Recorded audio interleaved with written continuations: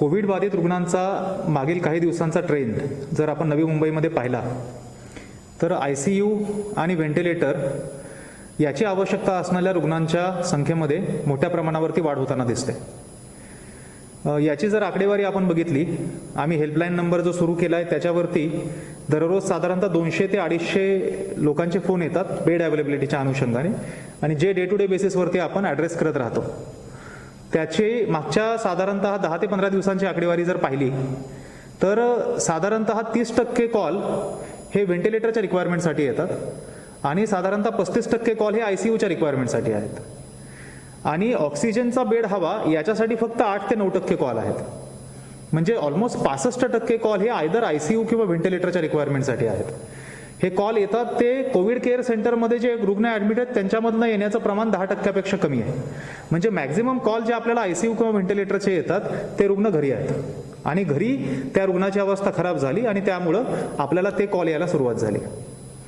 Bed availability वाढवण्याचा महानगरपालिकेच्या वतीने प्रयत्न केला जातोय, पण एक याच्यामध्ये समजण्यासारखी गोष्ट अशी आहे की एका बाजूला ऑक्सिजन बेडची उपलब्धता आपल्याकडे फार मोठ्या प्रमाणावरती आहे, आणि आज रोजी आपल्याकडे साधारणतः 1000पेक्षा जास्त ऑक्सिजनचे बेड व्हॅकंट आहेत.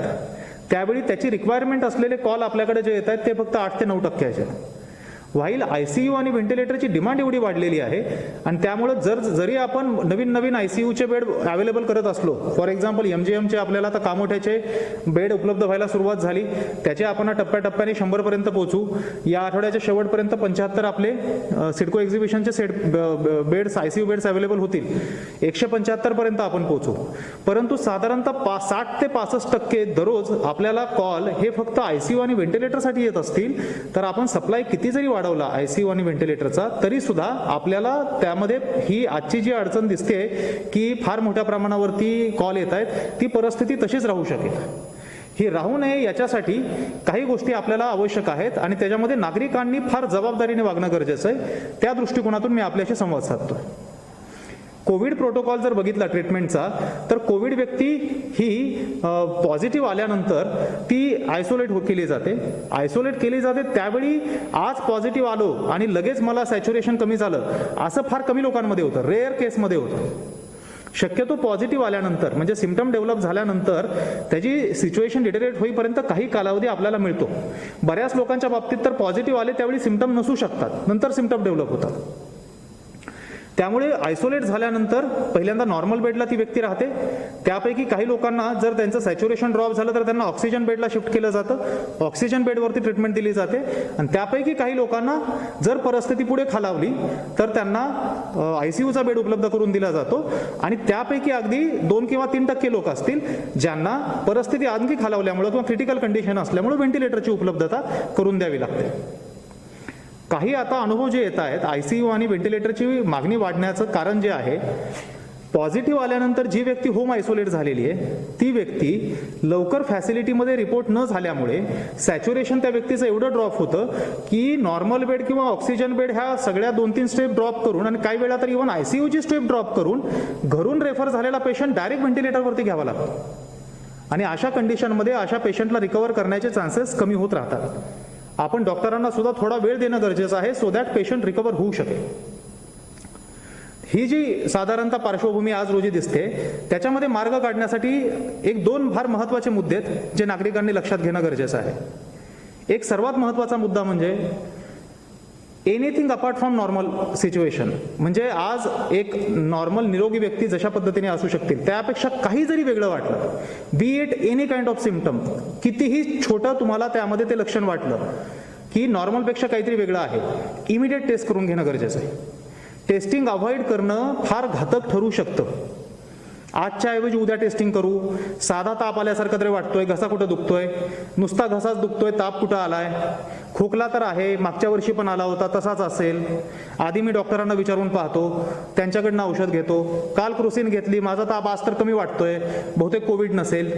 हे असे प्रकाराने विचार करणं आणि टेस्टिंग लांबवणं फार धोकादायक ठरू शकतं. आमच्या समोर केसेस आहेत की अगदी 20शीतले किंवा 30शीतले सुद्धा काही लोक आज ICU वरती आहेत, काही लोक त्यातले व्हेंटिलेटरवर सुद्धा आहेत. त्यामुळे late reporting can become very dangerous. मी वारंवार सांगतो की nobody knows how your body is going to react to virus. कुणीही ओव्हर कॉन्फिडन्समध्ये जाणं अपेक्षित नाही.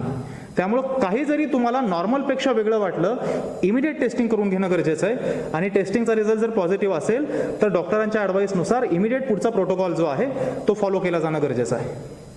आणि दुसरी फार महत्त्वाची बाब आहे, मी एक वेळा आपल्याशी मृत्यूच्या ॲनालिसिस संदर्भात बोललो होतो की साधारणतः आज रोजी शहरामध्ये जे मृत्यू रिपोर्ट होतात कोविडमुळे त्यांचा आम्ही वयानुसार ॲनालिसिस करत होतो.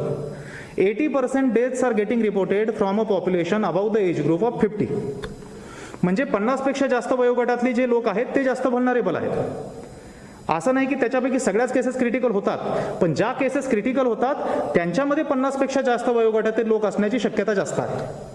आणि त्यामुळं आपल्याला माहिती आहे की कुठला वयोगट आहे जो आपल्या प्रायोरिटीवरती असणं गरजेचं आहे आणि त्यांची जास्तीत जास्त काळजी घेणं गरजेचं आहे. आम्ही आज रोजी माझ्याकडे साधारणतः 10,000 ॲक्टिव्ह पेशंट आहेत. त्यापैकी 1163 पेशंट आहेत, 23ही UHP मध्ये मिळून, जे होम आयसोलेट आहेत आणि ज्यांचं वय 50पेक्षा जास्त आहे. आम्ही UHPच्या मेडिकल ऑफिसरला टार्गेट दिलेले आहेत की हे जे 1163 पेशंट आहेत ह्या सर्व पेशंटला डेली बेसिसवर फॉलोअप घेतला जावा, रिपीट घेतला जावा. काही वेळी पेशंट इरिटेट होतात की वारंवार का फोन करतात, बट दॅट इज ओके. कारण त्यातलेच काही पेशंट आज क्रिटिकल होऊन 60 किंवा 70 आयसोलेशन सॅच्युरेशन ड्रॉप झाल्यानंतर डायरेक्ट ICU साठी फोन करतात. आणि ते जर अवॉइड करायचं असेल तर त्यांचा रिपीटेड फॉलोअप होणं गरजेचं आहे. त्यामुळे नागरिकांना माझी विनंती आहे, जर रिपीटेड फॉलोअप असेल तर कृपया यंत्रणेसोबत आपण सहकार्य करावं. त्याचबरोबर दररोज जे पॉझिटिव्ह निघणारे पेशंट आहेत, because that is a addition to active patient. दररोज साधारणतः 1000 पेशंट जर पॉझिटिव्ह निघाले तर त्या 1000 पैकी 30% पकडू आपण, म्हणजे साधारणतः 300 पेशंट असतील जे 50 वयोगटाच्या पुढचे आहेत. आता 300 ही संख्या आम्हाला मॅनेज करायला कठीण नाही. आम्ही 300ही पेशंटला आमच्या संस्थेमध्ये ॲडमिट करू शकतो. सिडको एक्झिबिशन सेंटरमध्ये 500पेक्षा जास्त खाटा आज रोजी ऑक्सिजनच्या खाली आहेत. त्या ठिकाणी त्यांना आपण दाखल करून घेऊ शकतो.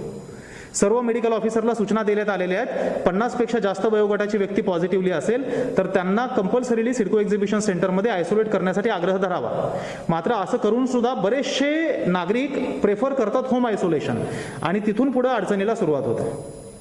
होम आयसोलेशन करण्यामध्ये चुकीचं काही नाही, गाईडलाईननुसार होम आयसोलेशन परमिसिबल आहे. मात्र home isolation is permissible subject to some condition, आणि त्या कंडिशन काय आहेत ह्या समजून घेणं गरजेचं आहे. आणि त्या पालन नाही केल्या तर त्याची फार मोठी किंमत सुद्धा मोजावी लागते काही लोकांना.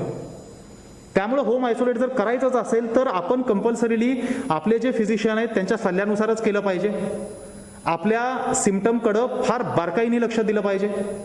दर 2 तासाला किंवा 4 तासाला आपल्या प्रकृतीनुसार फिजिशियनच्या ॲडवाईसनुसार सॅच्युरेशन मोजला गेला पाहिजे. 95पेक्षा खाली एक जरी आपला पॉईंट आला, म्हणजे 94 जरी सॅच्युरेशन आला तर इमिडिएट डॉक्टरला विचारून आपण हॉस्पिटलाइज झालं पाहिजे. हे जे काही प्रोटोकॉल आहेत आणि याचबरोबर काही टेस्ट आहेत ज्या आपल्याला 50+ किंवा कोमॉर्बिड लोकांच्या बाबतीमध्ये महत्त्वाच्या राहतात, त्या टेस्ट पण करून घेणं गरजेचं आहे. ह्या ज्या काही टर्म्स अँड कंडिशन आहेत याला अधीन राहून होम आयसोलेशन आणणं अपेक्षित आहे. आता प्रत्येक नागरिकाने स्वतःला विचारायचं, आपण जर आयसोलेटेड असू तर आपण ह्या सगळ्या टर्म्स अँड कंडिशन पूर्ण करू शकतो का, आणि मगच आपण निर्णय घ्यावा की मी जर 50+ असेल तर मी होम आयसोलेट व्हायचं किंवा नाही. माझी सर्व नागरिकांना विनंती आहे की Covid crisis is very difficult to manage. त्याचे अनेक कंगोरे आहेत. We are trying to do everything we can. पण जर ह्याच्यामध्ये खऱ्या अर्थाने आपल्याला हे जे क्रिटिकॅलिटी जी आहे ती जर रोखायची असेल तर एक इमिडिएट आपण वयोगट काही असो इमिडिएट टेस्ट करणं गरजेचं आहे. अगदी 20 किंवा 30 वयोगटातली मुलं सुद्धा ज्यांचा काही जरी सिम्पटम असेल इमिडिएट टेस्ट करणं गरजेचं आहे आणि प्रोटोकॉलनुसार पुढची कार्यवाही करणं गरजेचं आहे. आणि 50+ पॉप्युलेशन जर कुणी पॉझिटिव्ह आढळलं तर त्यांनी कृपया संस्थात्मक विलगीकरणाचा पर्याय, म्हणजे आयदर कॉर्पोरेशनची जी विलगीकरणाची फॅसिलिटी आहे सिडको एक्झिबिशन सेंटर सारखी त्या ठिकाणी, किंवा खासगी कुठली फॅसिलिटी त्यांच्या प्रेफरेबलची असेल त्या ठिकाणी विलगीकरण करणं गरजेचं आहे.